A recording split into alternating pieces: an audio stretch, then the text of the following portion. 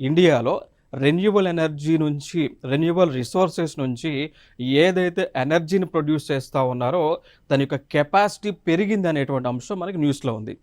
So, like present as of now చూసుకుంటే, like renewable energy resources నుంచి, renewable energy resource అంటే పునరుత్పాదక అంటే రీజనరేషన్ కెపాసిటీ ఉన్నటువంటి వనరులనమాట.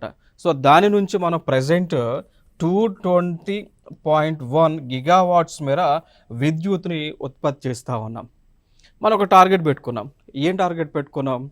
రాబోయేటువంటి 2030 కల్లా ఈ 220 గిగావాట్స్ ఎనర్జీ ఏదైతే మనం ప్రొడ్యూస్ చేస్తా ఉన్నామో, దాన్ని ఇంక్రీజ్ చేసి 500 గిగావాట్స్ మేర విద్యుత్‌ని ఉత్పత్తి చేయాలనేటువంటి టార్గెట్ పెట్టుకున్నాం.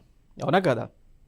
సో, ఇప్పుడు 2025కి 220 గిగావాట్స్ ప్రొడ్యూస్ చేస్తా ఉన్నాం. 2030కి ఎంత రీచ్ అవ్వాలి? 500 గిగావాట్స్ ఎనర్జీని మనం ప్రొడ్యూస్ చేయాలి.